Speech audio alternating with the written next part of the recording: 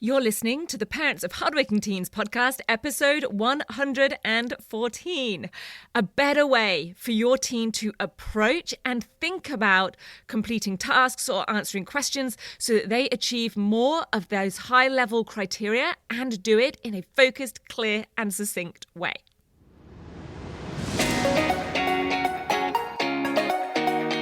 I'm Katie Jones, and with over 15 years in education as an award-winning high school teacher, international external examiner, and as a study coach, I've helped thousands of students skyrocket their results and confidence. And this podcast is where I share all my insights, tactics, and tips with you, the parent, so you can help your hardworking teen get happy, smart, and successful in their study, and have you both enjoy the journey along the way.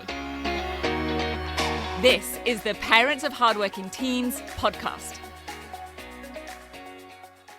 Hey VIPs, how are you? I hope you're doing super well, and I hope your and your teens week is going brilliantly so far. I'm really good and enjoying life at the moment. I've got my mother-in-law over visiting from the UK right now, which is really fun. And I'm not just saying that.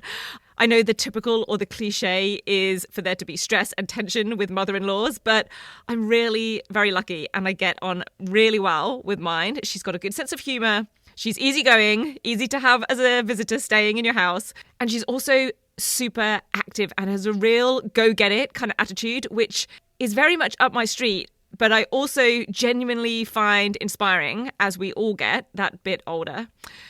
However, it does mean that the spare room is currently the guest room, so I am still without an office, which you'll hear by the sound quality in what I'm going to share with you in this week's episode in a moment. Have I said I'm actually recording these podcasts from inside my wardrobe at the moment? I have been for the last few weeks, just for audio quality. But of course, I can't run a coaching session or a training session or an event from inside a wardrobe. But hey, it works. You've got to do what you've got to do, and we're getting by. So into today's topic.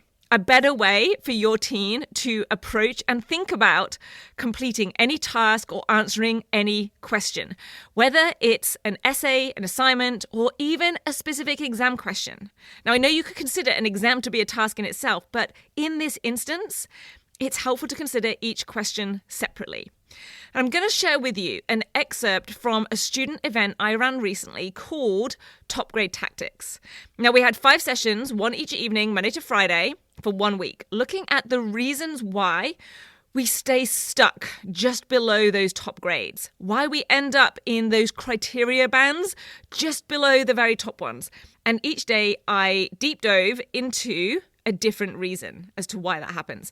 And on day 2, we dove into how we tackle and think about and approach questions and tasks.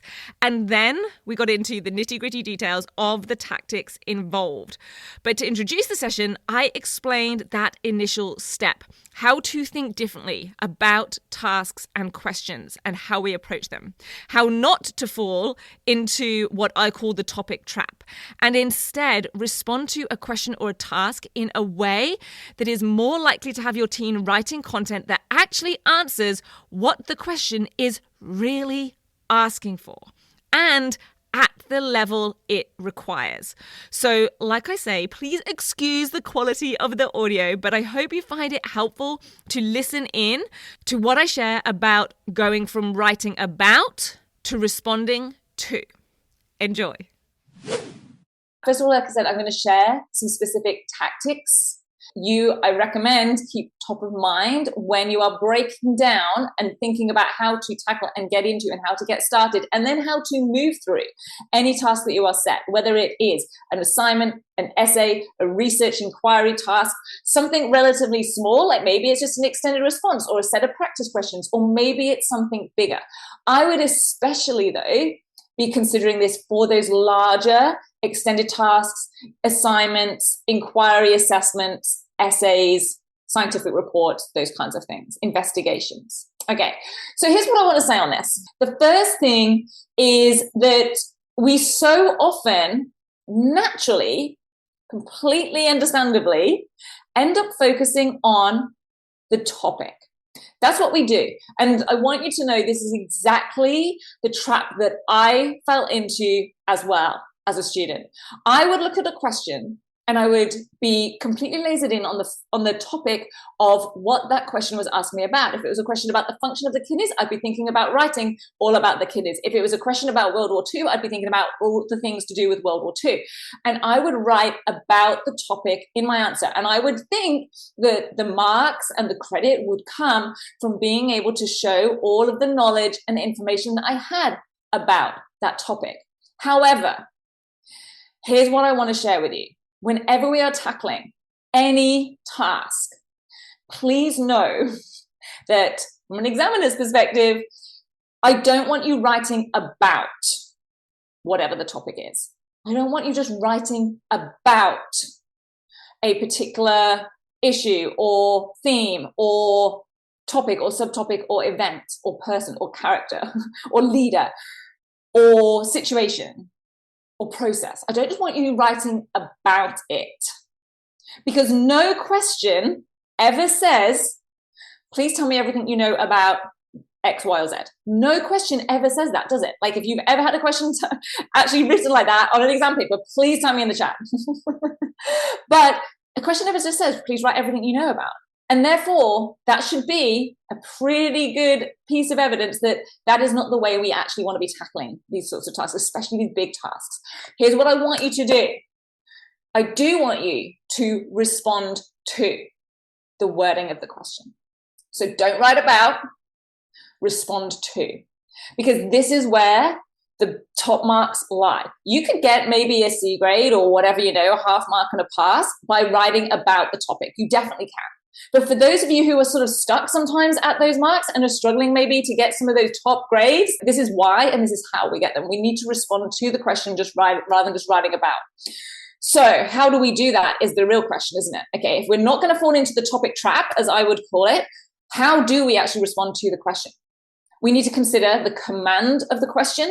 So for some of you, this might be called the directive, the task verb, the cognitive verb. It's literally the thing that tells you what to do. Are you supposed to be analyzing? Are you supposed to be describing? Are you supposed to be outlining? Are you supposed to be estimating? Are you supposed to be suggesting? And let me tell you, sometimes it isn't always as simple as whatever that says. If it says outline how, then it's not just a description. It's the how part we've got to be explaining or analyzing. But we really want to then consider, okay, well, what is the focus of the question? If it's asking about the causes of climate change, we don't want to be telling them about the effects or the impacts of climate change. Okay? We've really got to consider the command and the focus of the question. All right? So that's what I'm going to focus on as I go through some of the coaching that we're going to go through this evening.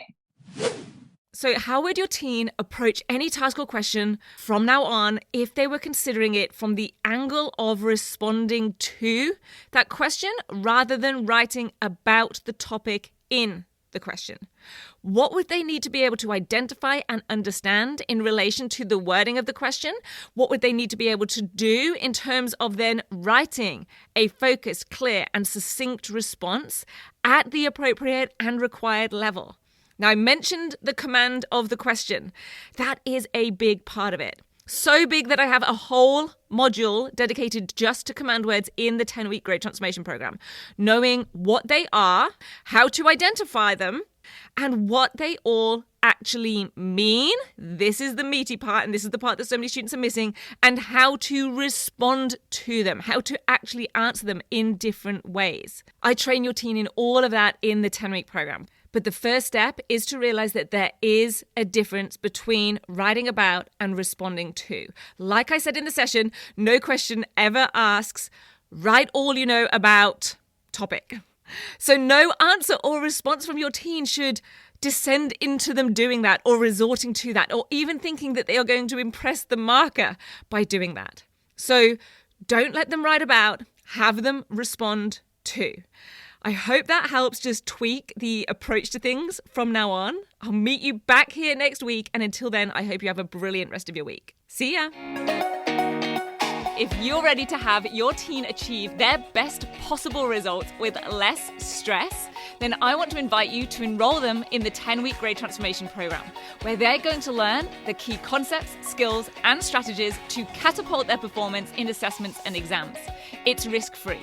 They either achieve bigger and better results with a whole lot more confidence in 10 weeks, or we refund you in full.